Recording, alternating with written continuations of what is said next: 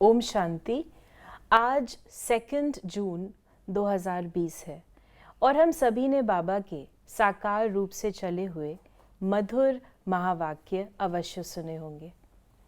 आज की मुरली से कुछ ज्ञान के पॉइंट्स का हम और अधिक स्पष्टीकरण लेंगे आदरणीय आशा दीदी से। ओम शांति दीदी। ओम शांति। आज बाबा ने कहा, मीठे बच्चे, तुम सारे विश्व पर शांति का राज्य स्थापन करने वाले बाप के मददगार हो। अभी तुम्हारे सामने सुख शांति की दुनिया है। जब प्यारे बाबा आते हैं तो हम बच्चों को इस दुनिया की भी रियलाइजेशन देते हैं और जो दुनिया हमारी थी उसकी रियलाइजेशन भी देते हैं। कहते हैं, मैंने तुमको देवता बनाया था, मैंने तुमको आज के जैसा नहीं बनाया था। आज के जैसे तुम विकारों के कारण से बन गए हो। तो बाबा आकर के जो नई दुनिया उन्होंने बनाई थी उसकी फिर से पहचान देते हैं। तुम्हारी दुनिया कौन सी थी? जिसमें देवी देवताएं निवास करते थे, सर्वगुण संपन्न थे, तुम 16 कला संपूर्ण थे, संपूर्ण निर्विकारी थे, मर्यादा पुरुषोत्तम, अहिंसा परमो धर्म वाले थे, जहाँ किसी प्रकार का दुख रोग शोक चिंता नहीं थी, सब आपस में प्रेम प्यार से रहते थे। उस सृष्टि को स्वर्ग कहते थे। वो सब कहाँ चला गया? शांति थी, संस्कारों में सामंजस्य था, ये सब चीज़ें थी, वो सब कहाँ चली गई? खत्म हो गई। तो बच्चे, ऐसी दुनिया मैंने बनाई थी, अब पुनः ऐसी दुनिया बनानी है। वो दुनिया में मैं तो जाऊंगा नहीं, मैं तो परम धाम चला जाऊंगा, लेकिन वो किसके लिए? तुम्हारे लिए। तुम्हारे लिए है तो तुमको उसमें मददगार भी बनना है। यानी तुम जब ऐसे बनोगे तब ही वो नई दुनिया आएगी। तो इसलिए बाबा कहते हैं कि आप बच्चों को इसमें मददगार बनना है और वो तुम्हारे सामने सुख शांति की दुनिया है। आएंगे। फिर बाबा ने कहा कि प्रश्न है मुरली में कि बाप बच्चों को किस लिए पढ़ाते हैं और पढ़ाई का सार क्या है? बाबा बच्चों को किस लिए पढ़ाते हैं? लायक बनाने के लिए, अपने से भी ऊंचा बनाने के लिए। पिता का शौक इसमें होता है कि मेरा बेटा जो है मुझसे भी बढ़िया हो जाए, उसमें पिता को गौरव महसूस होता है। तो शिव बाबा जो है वो हम बच्चों को पढ़ाकर अपने से भी ऊंचा बनाते हैं। उनकी सिंगल पूजा हमारी डबल पूजा। हम ब्रह्मांड के भी मालिक तो विश्व के भी मालिक, शिव बाबा केवल ब्रह्मांड का मालिक, तो दोनों में अंतर हो जाता है। तो बाबा हमको इसलिए आकर के पढ़ाते हैं। और फिर ये भी होता है कि मेरा बच्चा इतना धनवान था, आज उसके साथ क्या हो गया? तो पुनः परमात्मा को तरस पड़ता है हम बच्चों पर, रहम आता है और हमको वो दुनिया बता करके, ये तुम्हारी दुनिया थी असली, फिर से हमको पढ़ाई के लिए बाबा इनकरेज करते हैं। बाप कहते हैं, बच्चे पढ़ाई का सारे दुनिया की सब बातों को छोड़ दो। ऐसे कभी नहीं समझो हमारे पास करोड़ हैं, लाख हैं, कुछ भी हाथ में नहीं आएगा। इसलिए अच्छी रीति पुरुषार्थ करो, पढ़ाई पर ध्यान दो। बाबा कहते थोड़ा बहुत पढ़ लिया, उसके बाद अपने आप को समझा कि मैंने बहुत पढ़ लिया, ऐसा नहीं है। छोड़ दो पढ़ाई, ऐसा नहीं करना चाहिए। जैसे चूहे को हल्दी की गांठ मिल जाती है तो समझता मैं पंसारी बन बैठा, ऐसे ही बच्चों को अगर थोड़ा सा ज्ञान मिल जाता है, वो समझे कि हमने बहुत कुछ जान लिया और पढ़ाई छोड़ दें, बाबा कहते हैं ये नहीं करना चाहिए। हमें पढ़ करके अपने आप को इतना योग्य बनाना है, हम नई दैवी सृष्टि के राज्य करने योग्य बन जाए। वो बाबा हम बच्चों को कहते हैं। भारत को ही गोल्डन स्पैरो कहा जाता है। भल महिमा तो करते हैं परंतु सिर्फ कहने मात्र। ये भारत ही हमारा गोल्डन एज था। भारत ही गोल्डन एज था। ये तो इतिहास बताता है कि भारत सोने की चिड़िया थी और भारत को ही लूट करके लेकर के गए, तो भारत को ही पुनः फिर से वो बनना है। तो ये तो एक धर्म चक्र है कि जिसमें जो चक्र का धर्म है वो क्या है, अनादि है और सतयुगी से वो कलयुगी बनता है। जो सतयुगी है उसको अब पुनः क्रिएट करना है, क्योंकि अब कलयुगी बन गया है। कलयुग से सतयुगी फिर से बनाना है। तो बाबा कहते जो भारत गोल्डन एज था वो फिर से गोल्डन एज बन जाएगा। फिर बाबा ने कहा बाकी दिन कितने हैं, और फिर हमें बाबा ने कहा कि तुम ज्ञान की अथॉरिटी हो, तुम ज्ञान की अथॉरिटी हो तो ज्ञान ही सुनाते हो। राइट। बाबा ने ये सारा परिवर्तन जो किया है वो ज्ञान से ही किया है, और ज्ञान की अथॉरिटी बाबा कहता है। बाबा वह ज्ञान सुनाता है जो अकाट्य है, और वह ज्ञान सुनाता है जिससे हमारा जीवन श्रेष्ठ बनता है, उत्तम बनता है। सबसे पहली बात आकर के हम आत्माओं को हमारी ही पहचान देता है कि तुम आत्माएं क्या थीं। और जब हम आत्माएं ये भूल जाती हैं कि हमारा कर्म और धर्म क्या है, तो धर्म ग्लानि हो गई ना। दूसरा, परमात्मा आकर के हम आत्माओं को अपनी भी पहचान देते हैं। तो बाबा कहते हैं ज्ञान की अथॉरिटी, अर्थात मैं हर प्रकार का ज्ञान तुम बच्चों को देता हूँ, कुछ भी तुमसे छिपाता नहीं हूँ। मुझे ज्ञान का सागर कहा जाता है और तुम बच्चों को भी वही ज्ञान देता हूँ। इसीलिए कहा जाता है कि चिड़ियों ने सागर को हप कर लिया।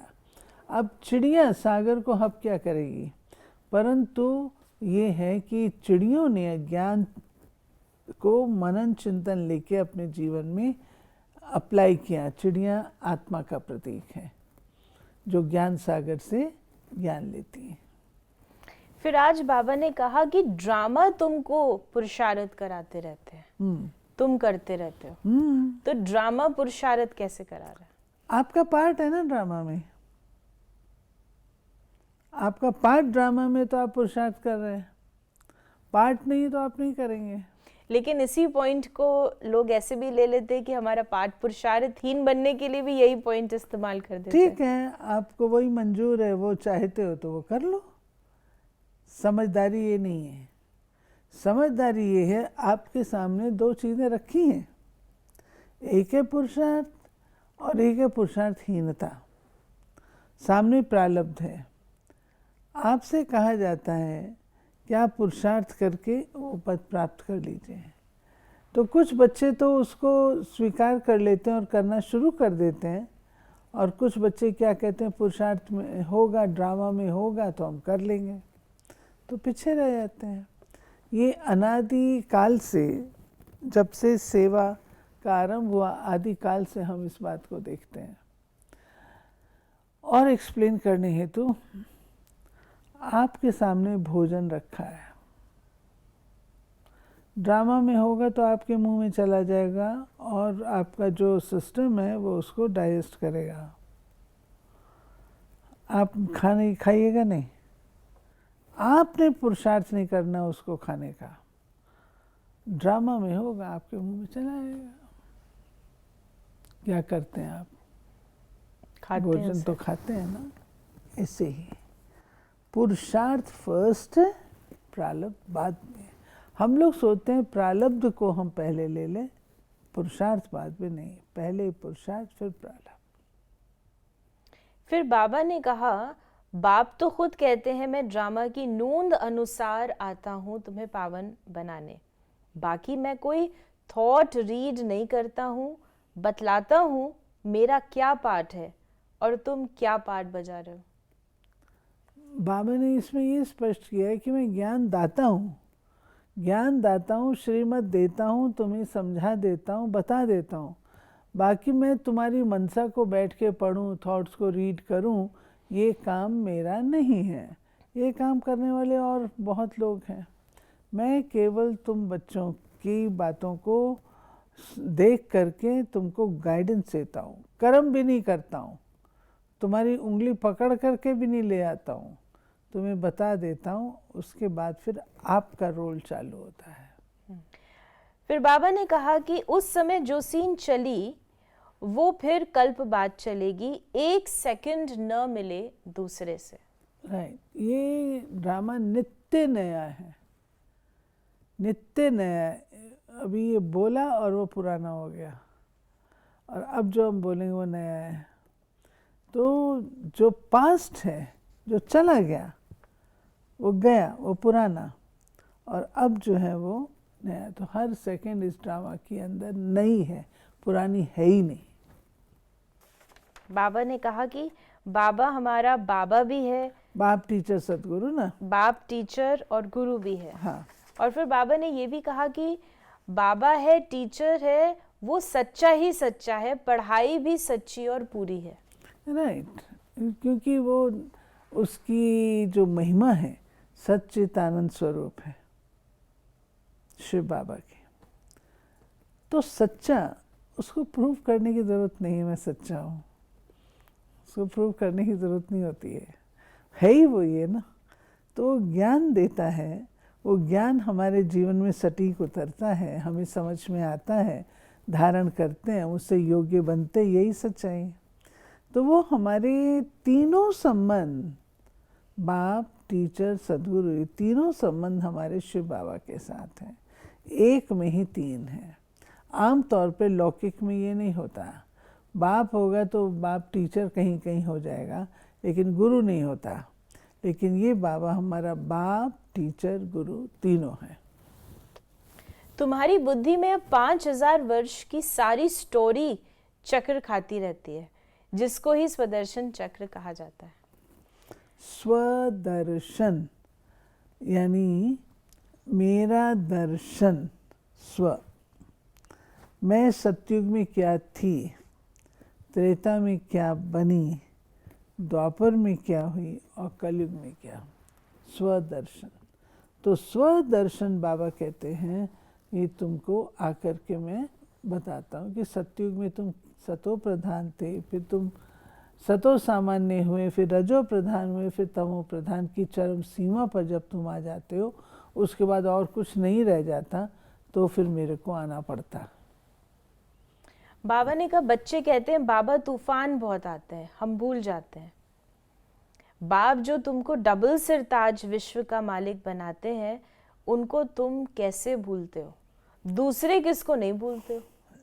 कहेगा ना, जैसे टीचर के आगे कोई बच्चा जाए और कहे सर मेरे को याद नहीं है, तो सर क्या कहता है, तुम अपनी सारी चीज़ें याद रखते हो और ये तुम अपना होमवर्क लाना ही भूलते हो।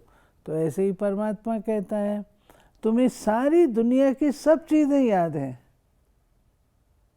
और यहाँ तक कहते हो कि मैं 7 जन्म तक भी नहीं भूलूँगा। और जब आती है शिव बाबा की बात, तो शिव बाबा को ही बोलते हो कि बाबा आपकी याद नहीं रहती। तो ये तो बड़ी फ़नी चीज़ हो जाती है ना। तो बाबा कहते हैं इसलिए तुमको लज्जा नहीं आती? कभी कभी बाबा कहते हैं ये कहते हुए कि शिव बाबा आप मुझे याद नहीं रहते हैं, मैं भूल जाता हूँ। बाबा ने आज कहा कि बच्चों को अपनी उन्नति के लिए सवेरे सवेरे उठ बाप की याद में सैर करनी है। राइट। आज बाबा ने कहा छतों पे चले जाओ, बाहर ठंडी हवा में चले जाओ, और आपस में भी आप बातें करो, देखें कौन बाबा को जास्ती याद करते हैं। ये जो अपना ट्रेनिंग सेंटर है मधुबन पांडव भवन का, ये उन दिनों में बन रहा था। तो ऊपर में छतें काफ़ी खाली थी, जो हिस्ट्री हॉल है उसकी भी छत थी। तो बाबा कहते हैं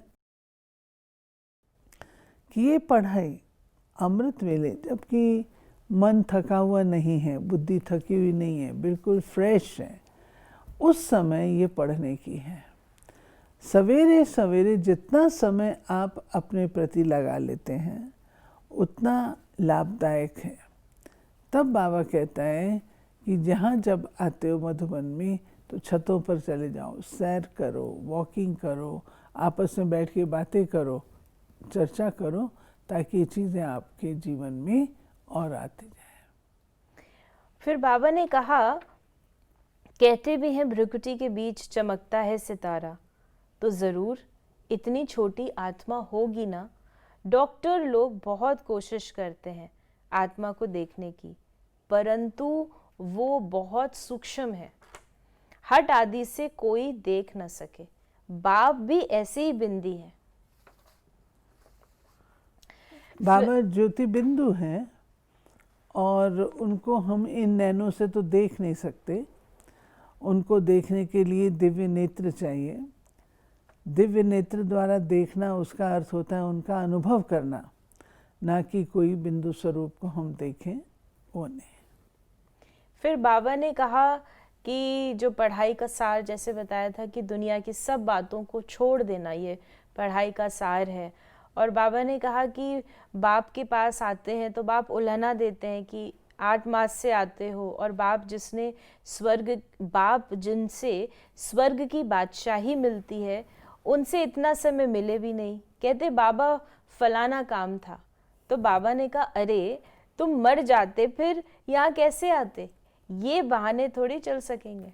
ये बाबा बच्चों को प्यार में कह रहे हैं, ये जब तुमको निश्चय हुआ तो निश्चय की निशानी है कि आप 1 सेकंड भी रुक नहीं पाएंगे।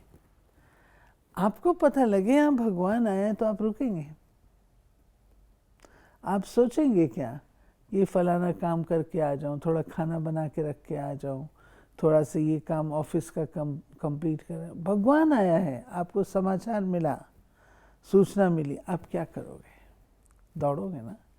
ऐसे ही जब ये निश्चय हुआ कि परमात्मा आया है, तो बाबा कहते फिर मिलने बिगर रह नहीं सकेंगे, वो दौड़ेंगे।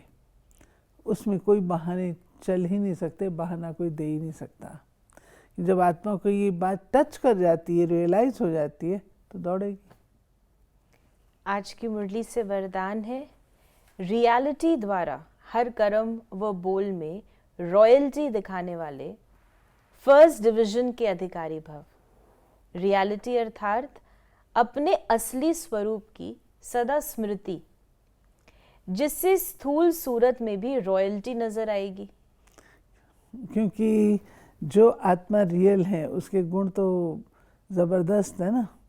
विजडम भी है, समझदारी भी है उसके अंदर, प्रेम भी है, रूहानियत भी है, शांति भी है। तो एक ऑर्डिनरी व्यक्ति और एक स्पिरिचुअल ज्ञानी तो आत्मा, उसमें वो गुणों की रॉयल्टी तो दिखाई देगी। रियलिटी अर्थात एक बाप दूसरा न कोई। इस स्मृति से हर कर्म व बोल में रॉयल्टी दिखाई देगी। जो भी संपर्क में आएगा उन्हें हर कर्म में बाप समान चरित्र अनुभव होंगे।